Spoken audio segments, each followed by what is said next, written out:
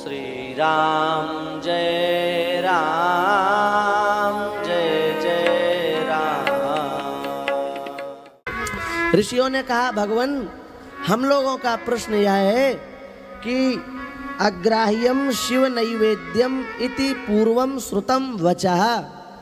विद्वानों के मुख से हमने ऐसा सुना है कि भगवान शिव के प्रसाद को ग्रहण नहीं करना चाहिए। भगवान शिव को जो प्रसाद चढ़ा दिया जाए उसको स्वीकार नहीं करना चाहिए, वो प्रसाद अग्राह्य होता है। आप लोगों ने भी सुना होगा, नहीं सुना? सुना है।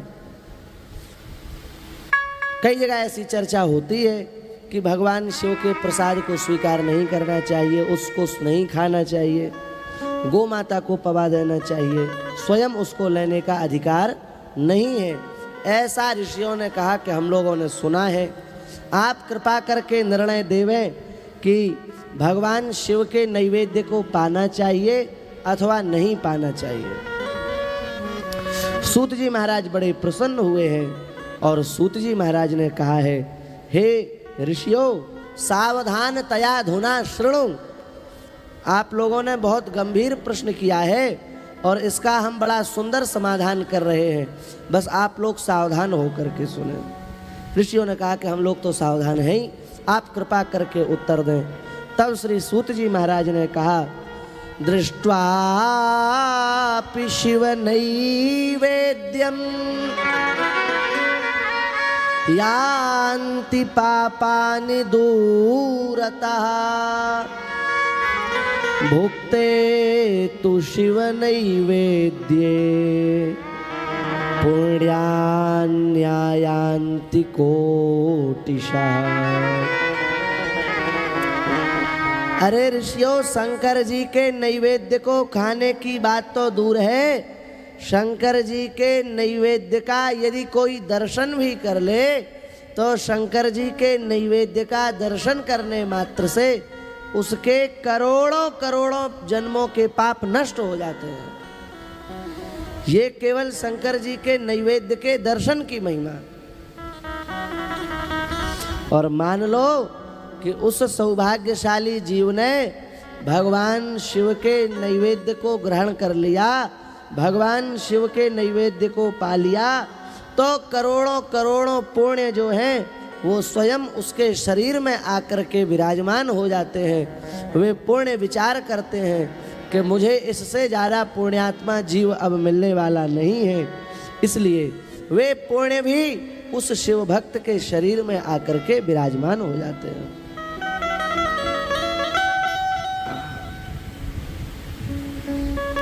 इसलिए सर्वेषाम अपि लिंगानाम नैवेद्यम भक्षयेत् शुभम। भगवान शिव के प्रसाद को ग्रहण करने में कोई दोष नहीं है, भगवान शिव के प्रसाद को ग्रहण किया जा सकता है। अब उसमें थोड़ा संशोधन कर रहे हैं। पहले तो शिवलिंग के प्रसाद का महात्म्य बता दिया, अब उसमें थोड़ा सा संशोधन कर रहे हैं। संशोधन यह है कि जिन लोगों की शिव दीक्षा हो चुकी है, जो भगवान शिव के मंत्र को ले चुके हैं, जिन भाग्यशाली जीवों को भगवान शिव के दिव्य मंत्र की प्राप्ति गुरु परंपरा से हो चुकी हो, वे लोग किसी भी शिवलिंग के प्रसाद को ग्रहण कर सकते हैं। उनके लिए कोई मनाही नहीं है, किसी भी शिवलिंग के प्रसाद को वो ग्रहण कर सकते हैं।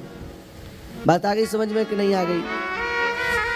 जिन लोगों की शिव दीक्षा हो चुकी है, जिन लोगों को शिव मंत्र मिल चुका है, जिन लोगों को शिव मंत्र प्राप्त हो चुका है, वे लोग किसी भी शिवलिंग के नैवेद्य का, निर्माल्य का भक्षण कर सकते हैं, उसको ग्रहण कर सकते हैं, उसको स्वीकार कर सकते हैं। लेकिन जिन लोगों की शिव दीक्षा अभी नहीं हुई अथवा शिव दीक्षा के अतिरिक्त जिन लोगों की कोई दूसरी दीक्षा हो गई, राम जी के मंत्र की दीक्षा मिल गई, कृष्ण जी के मंत्र की दीक्षा मिल गई, नारायण भगवान के मंत्र की दीक्षा मिल गई, अथवा अभी दीक्षा मिली ही नहीं, ऐसे लोगों को प्रत्येक शिवलिंग के नैवेद्य के भक्षण करने का विधान नहीं है।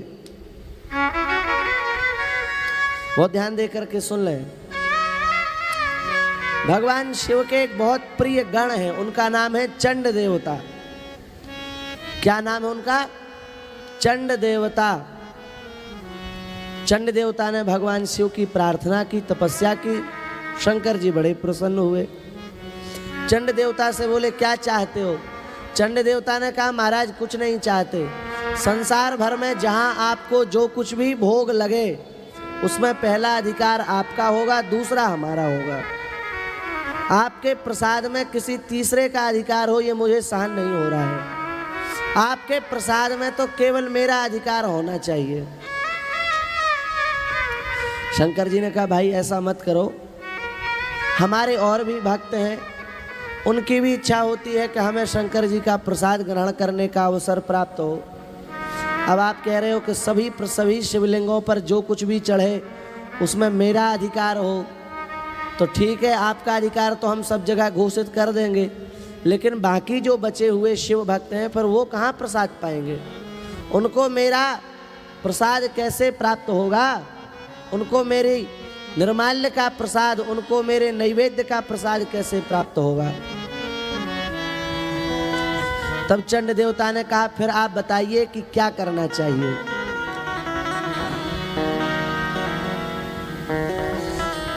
भगवान शिव ने कहा कि जितने भी संसार के शिवलिंग हैं, जितने भी शिव मंदिर हैं, उन शिव मंदिरों में जितने भी शिवलिंग हैं, उन शिवलिंगों पर जो भी प्रसाद चढ़ेगा वो तुम्हारा ही होगा, लेकिन कुछ शिवलिंगों को छोड़ करके।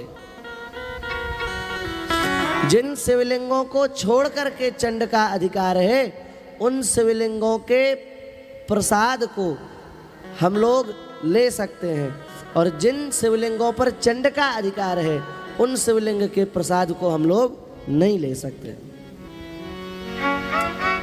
तो चंड का अधिकार कहाँ है, कहाँ नहीं है? तो देखिए, जितने भी मणि से निर्मित शिवलिंग हैं उनमें चंड का अधिकार नहीं होता है। मणियों से निर्मित जो शिवलिंग होते हैं उनमें चंड का अधिकार नहीं होता है। स्फटिक से निर्मित जो शिवलिंग होते हैं उसमें भी चंड का अधिकार नहीं होता है। जो नर्मदेश्वर शिवलिंग होते हैं उनमें भी चंड का अधिकार नहीं होता है। जो 12 ज्योतिर्लिंग होते हैं उनमें भी चंड का अधिकार नहीं होता है। और जो स्वयं प्रकट शिवलिंग हैं, जो स्वयं से प्रकट हुए हैं, ऐसे शिवलिंगों में भी चंड का अधिकार नहीं होता है। जो धातुओं से बने शिवलिंग हैं उन शिवलिंगों में भी चंड का अधिकार नहीं होता है। और जो देवताओं के द्वारा, ऋषियों के द्वारा विराजित शिवलिंग हैं उन शिवलिंगों में भी चंड का अधिकार नहीं होता है। इनको छोड़ करके जितने बचे हुए शिवलिंग हैं उन शिवलिंगों में चंड का अधिकार होता है। तो इन शिवलिंगों के प्रसाद को हम लोग ले सकते हैं। धातु के शिवलिंग हो, मणि के शिवलिंग हो, स्फटिक के शिवलिंग हो, 12 ज्योतिर्लिंग में से कोई शिवलिंग हो, नर्मदेश्वर शिवलिंग हो,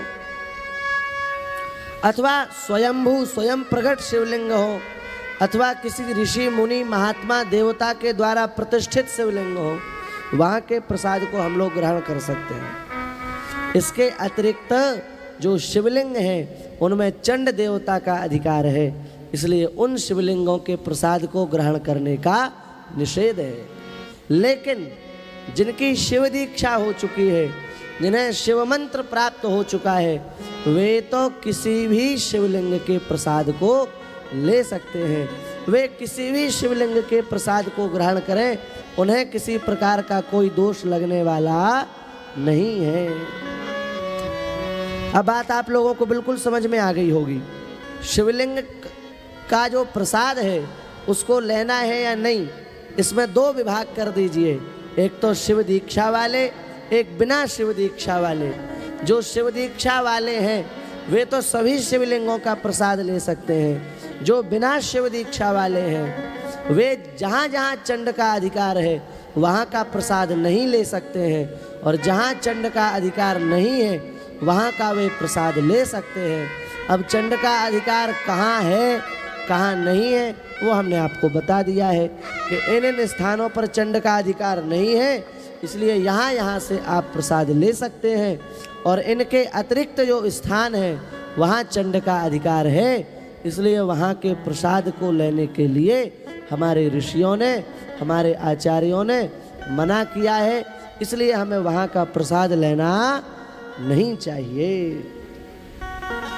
अथवा एक और समाधान दे रहे हैं कि शंकर जी को जो चढ़ाया गया नैवेद्य है, उस नैवेद्य को आप शालिग्राम भगवान से एक बार स्पर्श करा दीजिए, तो शालिग्राम भगवान से स्पर्श कराते ही वह नैवेद्य अत्यंत पवित्र हो जाता है एवं ग्रहण करने योग्य हो जाता है। उस नैवेद्य को भी हम लोग ग्रहण कर सकते हैं। बोलिए शंकर भगवान की जय।